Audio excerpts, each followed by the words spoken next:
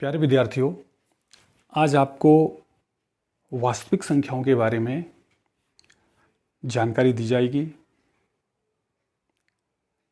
इससे पूर्व आप विगत कक्षाओं में विभिन्न प्रकार की संख्याओं के बारे में अच्छी तरह से जानते हैं, जैसे प्राकृत संख्याएं, पूर्ण संख्याएं, पूर्णांक, परिमेय संख्याएं और अपरिमेय संख्याएं।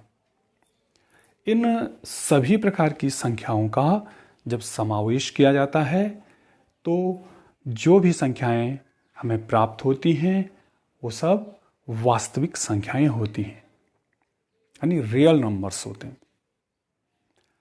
अब आपको कक्षा 10 के प्रथम अध्याय वास्तविक संख्याओं के जो पहला एक्सरसाइज है उसके पहले प्रश्न का हल बताऊंगा।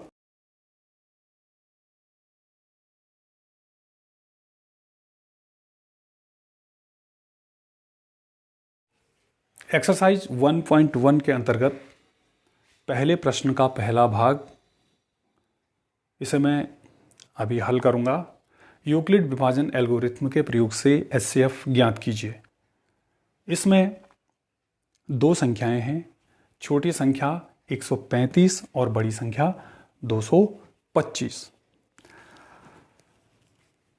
इसका हल हम करेंगे।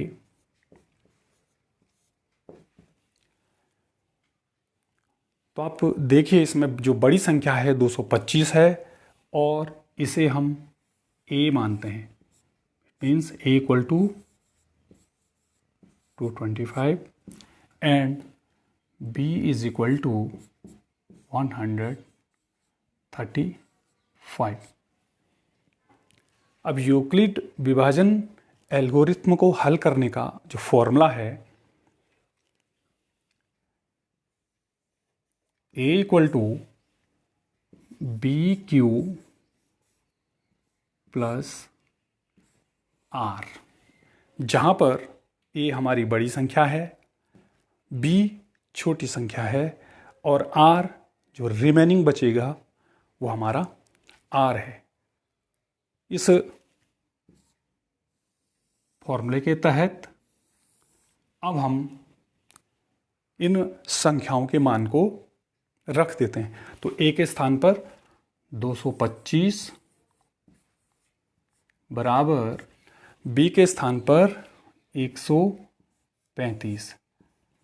अब आप देखिए कि ये b q टाइम्स मल्टीप्लाई होगा। इसको हम q बार गुणा करेंगे और फिर जितना उसमें बचेगा इन सबको ये a के बराबर हो जाएगा। तो देखिए 135 को हम एक बार गुणा करेंगे, 135 का गुणा एक बार में 135 हुआ और बाकी जो बच जाएगा वो हो जाएगा हमारा कितना, 90।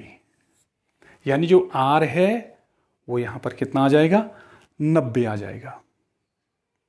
ये हमारा पहला चरण है। इसके पश्चात दूसरे चरण को आसानी से समझने के लिए हम क्या करेंगे कि हमारे यहां पर जो संख्या 135 थी, इसको हम a के स्थान पर ले आएंगे। यानी अब हमारा जो a है वो हो जाएगा 135। साथ ही जो हमारा रिमेनिंग 90 आ गया था, ये देखिए इसी तरह से ये b का स्थान ले लेगा और ये अब हो गया 90। अब आप लोग देखिए, 90 को हम 1 से गुणा करेंगे तो 90 होगा, दो बार गुणा करेंगे 180 हो जाएगा, जो कि 135 से बड़ा है। इसलिए 90 को हम 1 से गुणा कर लेंगे और जो रिमेनिंग हो गया, बची हुई जो अमाउंट होगी वो हो जाएगी 45। 5। ये हमारा दूसरा चरण है, सेकंड स्टेप। इसी तरह से अब यहां पर जो राशि 90 थी, जो संख्या यहां पर हमारी 90 थी, इसको हम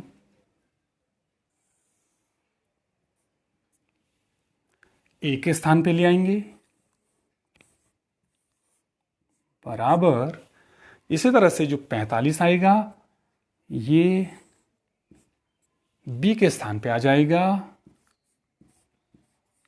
और अब देखिए 45 को हम गुणा करते हैं, 45 का गुणा 2 बार यदि हम करें तो 45 दूने 90। अब हमारे पास जो रिमेनिंग है आर है वो 0 हो जाता है। और इस स्थिति में आगे के जो स्टेप हैं अब पूरे हो जाते हैं। यहां पर जो हमारी b का मान होगा यही हाईएस्ट कॉमन फैक्टर होगा, यानी अब हमारा हाईएस्ट कॉमन फैक्टर जो होगा ये होगा 45। इसी तरह से इस चैप्टर के अन्य प्रश्नों को आसानी से हल किया जा सकता है और मेरे अगले वीडियो में मैं आपको उन प्रश्नों का हल भी आसानी के साथ बता करके आपको सहयोग करूंगा। धन्यवाद।